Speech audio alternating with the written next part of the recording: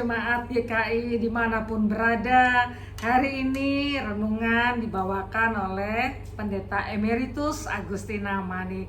Tema kita hari ini adalah memiliki rasa malu. Teks yang diambil adalah dari Ezra pasal 9 ayat 5 dan 6. Saya bacakan untuk kita sekalian ya. Demikian teks firman Tuhan, Ezra 9, 5 dan 6. Pada waktu korban petang bangkitlah aku dan berhenti menyiksa diriku.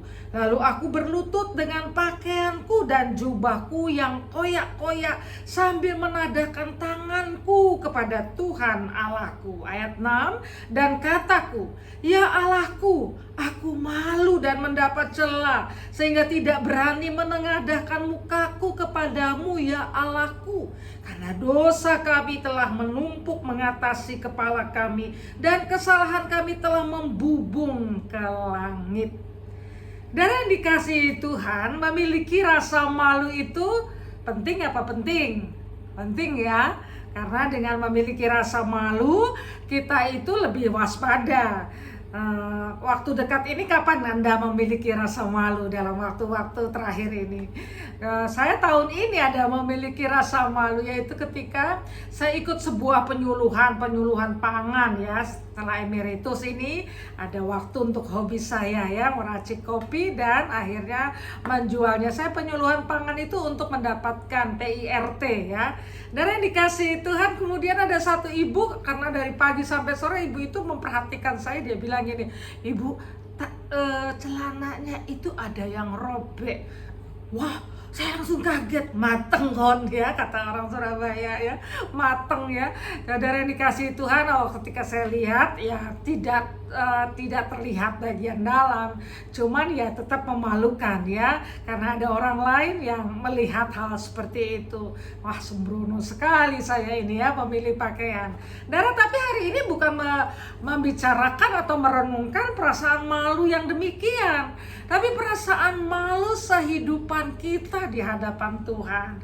Seperti yang kita baca dalam teks ini, Ezra itu berdoa dengan sungguh-sungguh bahwa dia memiliki rasa malu atas cela yang dialami oleh Yehuda.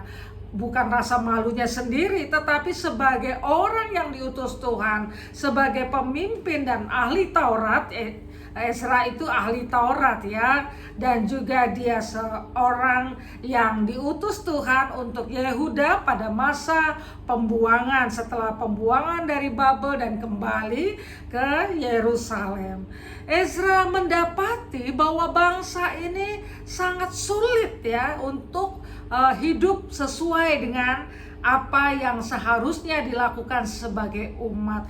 Padahal Tuhan itu sudah memberikan berkat-Nya, sudah memelihara mereka. Bahkan raja-raja Persia pun mengizinkan mereka kembali ke tanahnya. Itu sesuatu yang luar biasa, seharusnya hati mereka tunduk saja kepada Tuhan.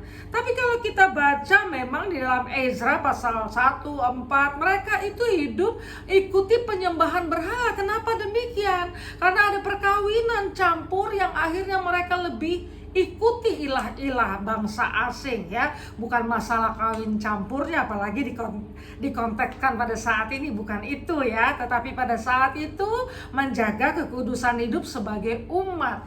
Ezra mendapati situasi ini, dia malu kepada Tuhan. Saya senang dengan kata-katanya ini, sehingga dia menyiksa diri, dalam pengertian dia rasa malu yang sangat ya. Kemudian dia berlutut, mengoyakkan pakaiannya, rasa sesal dan malu yang luar biasa, sampai dia tidak bisa menengadahkan mukanya dalam berdoa karena rasa malunya, karena rasa tercelanya. Bahkan dikatakan di sini bahwa kesalahan kami itu sampai membubung ke langit, mengatasi kepala kami. Sudah top deh rasa malunya. Dan yang dikasihi Tuhan, hal seperti inilah yang membuat Ezra datang kepada Tuhan dengan sungguh-sungguh berlutut, memohon pertolongan Tuhan atas kehidupan Yehuda. Saudara yang dikasihi Tuhan, seharusnya kita juga mempunyai rasa malu ya. Kita ini udah diselamatkan Tuhan, kita itu udah diberkatin Tuhan, kita diajak melayani Tuhan, tapi apa yang kita lakukan? Kalau kita sebagai pemimpin gereja melakukan kekerasan, bahasa yang kasar, marah-marah, cocok nggak sebagai pemimpin akan orang-orang yang sudah dipanggil Tuhan? Cocok nggak kita marah-marah? Cocok nggak kita ini membuli orang? Cocok nggak di dalam kehidupan kita ketika kita berkarya, bekerja, kita menipu, kita sikut sana sini demi sebuah kekuasaan? Apa itu cocok dengan kehidupan kita sebagai anak-anak Tuhan? Tuhan memanggil kita menjadi saksi, bukan mempermalukan nama Tuhan. Oleh karena itu mari miliki rasa malu. Jikalau hidup kita tidak sesuai dengan iman kita, kita mempermalukan nama Tuhan. Dari yang dikasihi Tuhan, terlebih dalam situasi politik saat ini, jangan izinkan diri kita sampai demikian rupa bermusuhan dengan calon presiden yang lain, sampai menghina di medsos.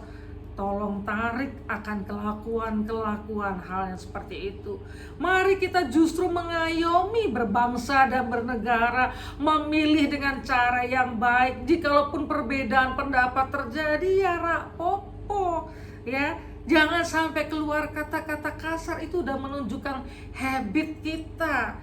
Apakah layak? Apakah kita nggak malu sebagai anak-anak Tuhan? Bahkan sampai bermusuhan dan lain sebagainya. Dan yang dikasihi Tuhan, mari saya mengajak kita milikilah rasa malu. Untung ya, kita diberikan satu vocab rasa malu ya. Rasa malu kalau nggak cocok dengan kehidupan kita sehari-hari sebagai anak-anak Tuhan. Jangan membuli, jangan kekerasan ya, jangan sikut sana sini, jangan bohong, jangan menipu ya, karena kita ini anak-anak Tuhan. Kalau itu yang kita lakukan, kita tidak percaya pimpinan Tuhan, kita mempermalukan Tuhan. Doa Ezra biarlah juga menjadi doa kita ketika kita ada di komunitas yang memalukan, bahkan itu ketika di gereja pun. Mari kita mendoakan mereka. Apakah kita ini sudah memuliakan nama Tuhan? Dari dikasihi Tuhan, milikilah rasa malu dalam hidup kita sehari-hari, sehingga kita boleh sungguh-sungguh dipakai Tuhan lebih indah, dan Tuhan senang atas hidup anak-anaknya. Mari kita berdoa. Tuhan Yesus, terima kasih. Renungan yang singkat mengajak kami memiliki rasa malu. Kalau hidup kami tidak sepadan dengan iman kami, kalau kami masih bersikap tidak adil, tidak baik, bahkan juga mungkin melakukan hal-hal yang tidak berkenan di hadapan-Mu, ampuni kami Tuhan. Kami rindu memiliki rasa malu sehingga ini menjadi waspada sebagai anak-anak Tuhan. Dan kami juga rindu mendoakan supaya komunitas di mana kami berada senantiasa komunitas yang baik, yang kami bawa kepadamu Tuhan, sehingga kami juga boleh menjadi kesaksian bagi sesama kami. Terima kasih Tuhan, kami ingat hari ini kami berjalan bersama dengan Tuhan dan tidak memalukan nama Tuhan. Dalam nama Yesus, amin. Terima kasih, selamat bekerja, selamat melakukan hal-hal yang berkenan di hadapan Tuhan. Tuhan masih mempercayai kita. God bless.